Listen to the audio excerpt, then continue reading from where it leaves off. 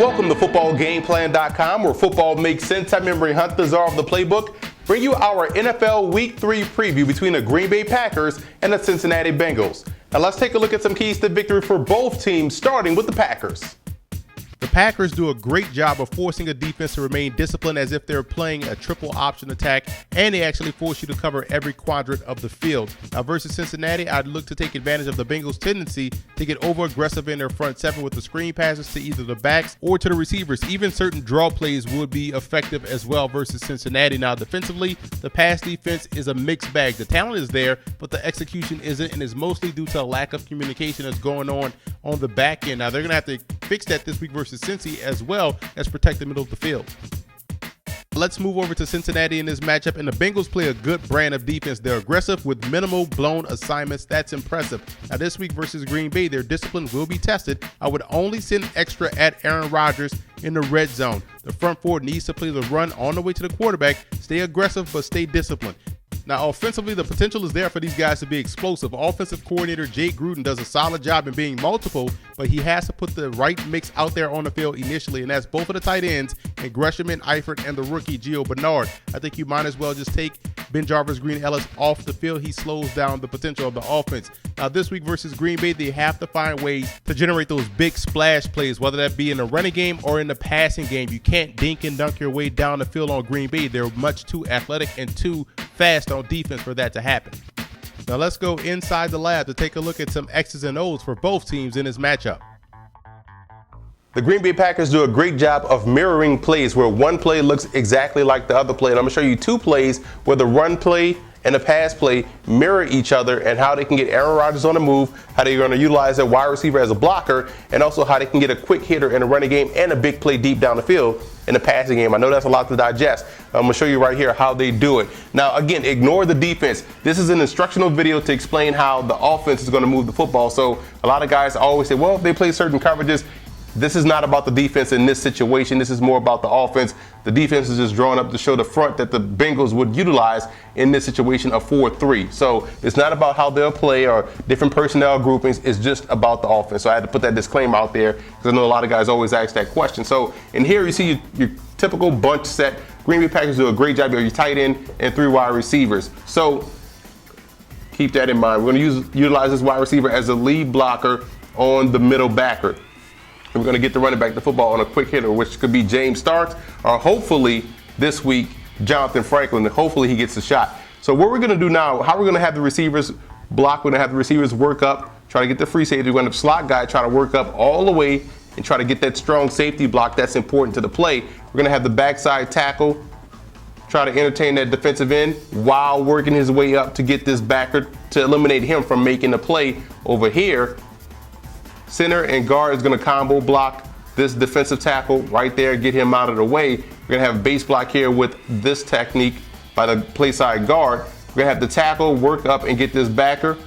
Boom. Kick out block by the tight end on the defensive end. And we're going to bring the receiver in a short motion and have him lead in the hole to get the middle linebacker block. Aaron Rodgers opens out, important. Quick hitter to the running back who eventually could run the daylight, and he reverses out. Why he's reversing out? To keep this defensive end at base so the defensive end doesn't crash down and make the tackle. So that's how they're going to utilize the receiver in motion to block the middle linebacker, a quick hitter to the running back that can hopefully run the daylight. Now I'm going to show you the pass play off of this that looks exactly the same way. So now I'm going to show you the play action pass off of the run play we just drew up and how Aaron Rodgers can hit a big play deep down the field. And so you remember we had these 2 wide receivers going across the formation to throw blocks. Now we're going to give Aaron Rodgers a built-in hot route, which is the speed out. And we're going to have the outside guy run a 15-yard square out. So he has a high-low read right here. It's going to put this cornerback in the bind, and it's also going to influence his free safety to come over top. Now, the free safety is important because he's going to have to make a choice. You're going to put 2-on-1 on him. He's going to run underneath this or run over top of this square out, or remember we put the receiver in motion?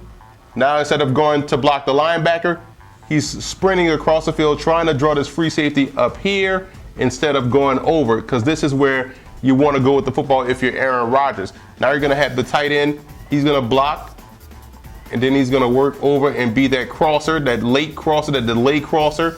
Got the running back showing motion, hopefully picking up this defensive end.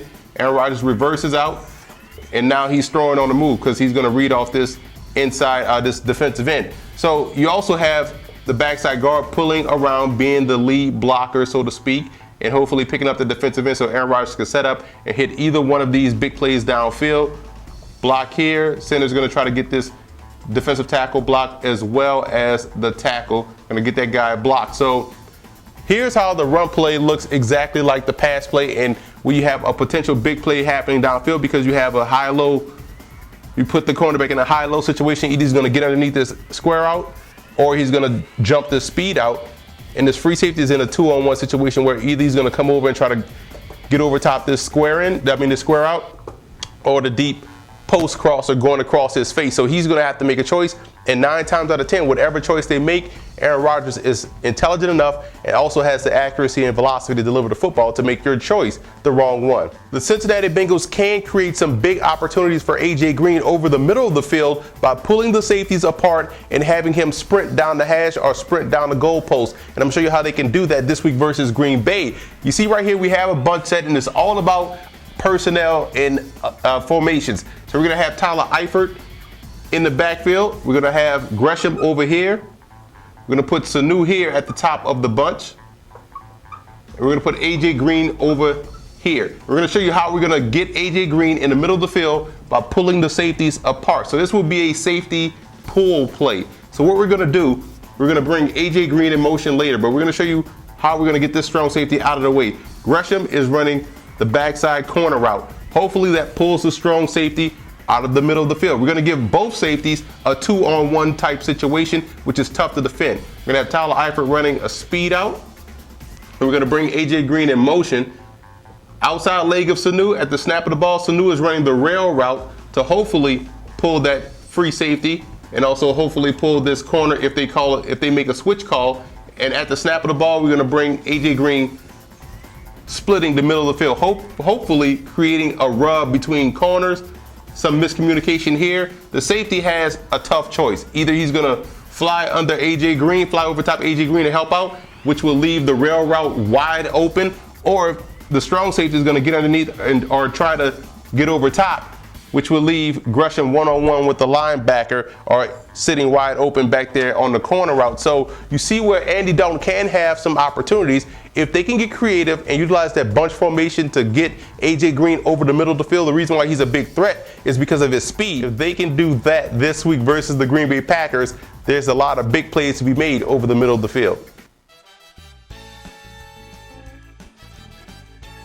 Now here are some coaching points for both teams in this ball game. For the Packers, you want to neutralize the Bengals' aggressiveness up front. We talked about that earlier with your screen plays and your draws. And also you want to identify and adjust defensively. A lot of times the Bengals are predictable by their personnel groupings. When you see Gio Bernard come on the field, you may see a pass out of the flat. You may see him leak out of the backfield or a screen play, so you have to be alert. When you see Ben Jarvis, Green Ellis, you're probably going to see power, gap, ISO, maybe a counter, but you won't see him going out of the backfield, so you have to be alert and adjust defensively. You also want to keep your safeties on the hash. Andy Dalton wants to attack the middle of the field with the tight ends as well as A.J. Green. Stay on the hash and be in position to make a play on the ball. And for the Bengals in this game, the defensive backs must make those one-on-one tackles in the open field. That's the type of pressure the Packers passing game puts on you. They almost use it as a supplement to the running attack. You have to be able to get these wide receivers on the ground when you have the opportunity. You also want to throw up the timing of those wide receivers. Don't give these guys space or cushion. Why? Because it's going to be an automatic check to a quick screen or some type of swing pass to those receivers. Throw off the timing. That way your front four can get pressure. And the base set on offense for the Bengals should be 2 tight ends, 2 wide receivers, and Gio Bernard. You want to give your offense a chance to be explosive by putting your top playmakers on the field with Eifert, Gresham, Sanu, Green, and Gio Bernard in the backfield. That right there is scary for an opposing defense.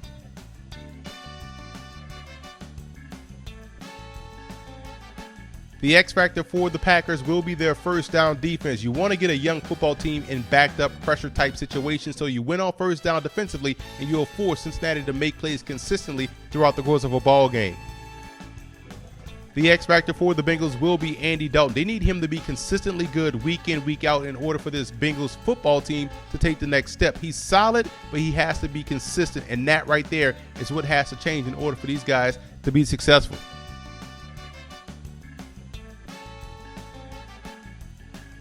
I like the Bengals in this ball game. Defensively, their front four can get pressure without blitzing, and on the back end, I like the secondary. The secondary actually matches up well with the Packers' passing game, and I think that right there will be the reason why the Bengals win this one at home. And look for that offense to give Green Bay some problems early, and they'll be able to run the football later on to seal it.